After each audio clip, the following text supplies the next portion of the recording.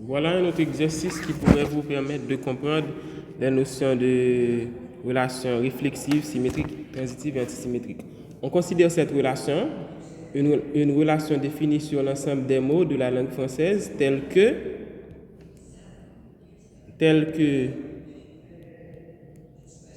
pour tout A, B, dans l'ensemble des mots, A sera en relation avec B, c'est seulement si A et B ont la même longueur.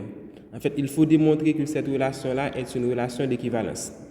Comment est-ce qu'on a défini la relation? Deux mots sont en relation si ces mots-là ont la même longueur. Exemple, si je considère le mot moi et le mot mot, eh bien, ce mot-là, sa longueur c'est 3, ce mot, sa longueur est 3. Et donc, moi est en relation avec mot, étant donné qu'ils ont même longueur. Et on pourrait même dire que ces deux-là, moi est également en relation avec toi, ils ont même longueur. Quoi d'autre encore? Chaque fois qu'on a un mot, des mots qui ont des mêmes longueurs, ces mots-là sont en relation. Maintenant, ainsi définie cette relation, est-ce qu'elle est une relation d'équivalence? Est-ce que cette relation-là est une relation d'équivalence? N'oubliez pas, on rappelle la définition. La relation R définie précédemment sera une relation d'équivalence. R sera une relation d'équivalence. C'est seulement si R est à la fois réflexive, symétrique et transitive. En général, on a toujours tendance à faire la démonstration de cette ordre-là. Réflexivité d'abord, symétrie après et transitivité à la fin. Mais il faut savoir que cet ordre-là n'est pas obligatoire. On peut faire ça dans n'importe quel ordre. Dès qu'on démontre que la relation est à la fois réflexive, symétrique, transitive, sans que l'ordre n'ait une importance spécifique, eh bien, on aura démontré que la relation, elle est une relation d'équivalence. Donc, on commence avec la réflexivité. Maintenant, quand est-ce que... N'oubliez pas qu'on ne travaille pas ici avec des nombres, mais on travaille avec des mots. Maintenant, quand on considère deux mots de la langue française, on va considérer deux mots de la... En fait, désolé, comme c'est réflexivité, c'est un seul mot. On va considérer un seul mot de la langue française et on va vérifier si ce mot est en relation avec lui-même. On va dire, maintenant, pour la réflexivité,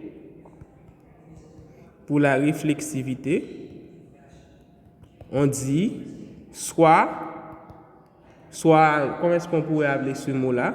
Soit X, un mot de la langue française. Alors, il faut savoir qu'ici, quand j'écris X, X ne désigne pas un nom, mais un mot. Ça pourrait être n'importe quel mot. C'est parce que j'ai pris une seule lettre, ça signifie que c'est une lettre. X représente un mot. Ça pourrait être un mot à une seule lettre ou bien à deux lettres, jusqu'au mot le plus long qui soit dans la langue française. Et donc, quand j'écris X, X est un mot, non pas un nombre. Ou bien, c'est pas une lettre, c'est un mot. Donc, soit X un mot, en fait, pour vérifier la réflexivité, on va voir si X, la question qu'on se pose, est-ce que X est en relation avec lui-même? Quand est-ce que deux mots sont en relation quand ces mots-là ont même longueur? Or, la longueur du mot X est égale à la longueur du mot X encore. Et donc, X a la même longueur que lui-même. Et donc, on dit que, la longueur du mot X, c'est tellement évident. Bon, cette démonstration-là est évidente. Et celle est la même que celle du mot X encore. Et donc, quel que soit le mot, quel que soit X, un mot de la langue française, X est en relation avec lui-même. J'espère que vous avez compris ça. On était en train de démontrer la réflexivité. La réflexivité signifie quoi? Quel que soit l'élément X que l'on considère, eh bien, cet élément X-là doit être en relation avec X. On s'est posé cette question-là. Maintenant, n'oubliez pas d'après la définition, x est en relation avec x, c'est seulement si x a la même longueur que x.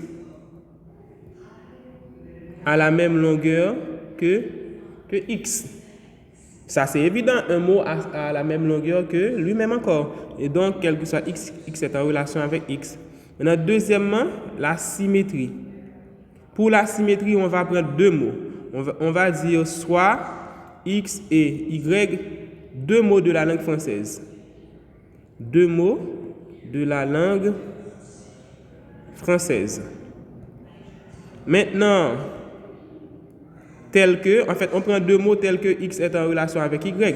En fait, ici, dans la réflexivité, on a toujours x en relation avec y et on va vérifier si on a la relation dans l'autre sens, à savoir, est-ce que y est en relation avec x également? Ça, c'est une question que vous voyez, j'ai mis un point d'interrogation ici. Ce n'est pas une affirmation, c'est une interrogation. C'est ce qu'on va essayer de démontrer. Maintenant, on va développer ce que l'on a par hypothèse. Par hypothèse, on a x en relation avec y. Or, x en relation avec y signifie que x et y ont la même longueur. Maintenant, qu'est-ce qui va nous permettre d'aboutir à la fin, qui est y en relation avec x? Pour y en relation avec x, on doit avoir y et x ont la même longueur. Or, ce qu'on a ici, c'est et. N'oubliez pas, et, c'est ce qu'on avait appelé la conjonction. Il y avait une propriété qu'on avait démontrée. On avait démontré que la conjonction est commutative. Ça signifie quoi? P et Q est la même chose que Q et P. Et donc, x et y est la même chose que y et x. Donc, si on écrit cette phrase-là, x et y ont la même longueur, cette phrase est équivalente à y et x ont la même longueur. Et donc, on aboutit à y et x ont la même longueur. Et donc, si y et x ont la même longueur, ça signifie que y est en relation avec x. Donc, en conclusion, R est une relation qui est symétrique. Maintenant, il y a une chose qu'il faut bien comprendre dans la définition. Quand on écrit x est en relation avec y, il faut bien voir qui est-ce qu'on a mis le premier, qui est-ce qu'on a mis en deuxième. Lorsqu'on met y en relation avec x, cette fois-ci, c'est x, y qui est en premier et x en deuxième. C'est pour cette raison-là, lorsqu'on avait écrit ici x en relation avec y, ça nous a ramené à cette phrase-là, x et y ont la même longueur, mais nous-mêmes, ce que l'on veut à la fin, c'est y en relation avec x. Donc, pour y en relation avec x, y doit prendre la place de x et réciproquement. Et donc, lorsqu'on utilise la commutativité de la conjonction, on trouve la relation dans l'autre sens et on conclut à la symétrie de la relation. Maintenant, troisième propriété, on va essayer de vérifier la transitivité de la relation. Transitivité. Est-ce que la relation est transitive? Donc, on rappelle la définition. La relation R est transitive. C'est seulement si, quels que soient trois mots X, Y et Z, trois mots de la langue française, trois mots de la langue française que l'on considère, eh bien, on doit pouvoir démontrer que si X est en relation avec Y et Y en relation avec Z, eh bien, ces deux-là ensemble vont impliquer que ces deux-là aussi vont être en relation, les deux extrêmes. Eh bien, non, désolé, j'ai mis X ici, mais c'est Z.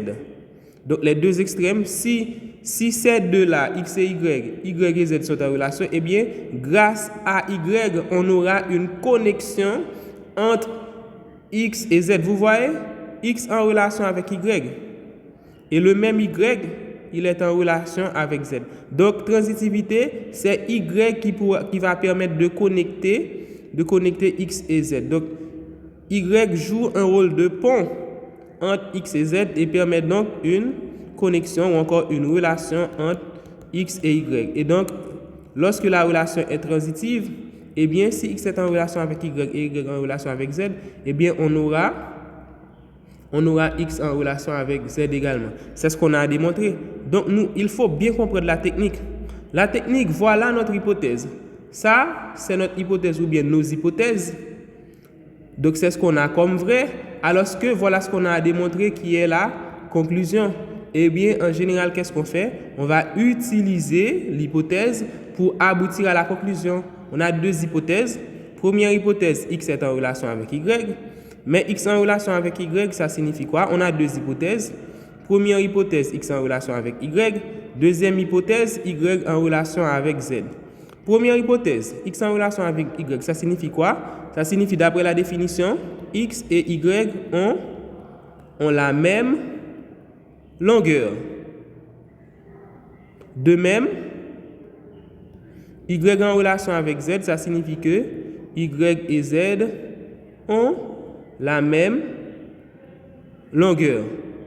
Et donc, logiquement, mesdemoiselles, si x et y sont deux mots qui ont même longueur, et ce même y là est de même longueur qu'un autre mot z, eh bien, il est clair que x et z sont deux mots de même longueur également. Sont deux mots de même longueur. Et donc, si x et y sont de même longueur, ça signifie quoi? Ça signifie que x est en relation avec z. Et donc, on conclut que la relation R est transitive. Et donc, comme on a démontré que la relation est à la fois, comme R est à la fois réflexive, symétrique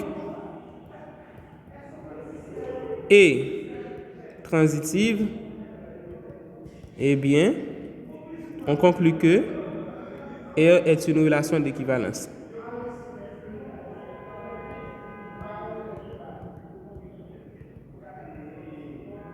Fin de la démonstration.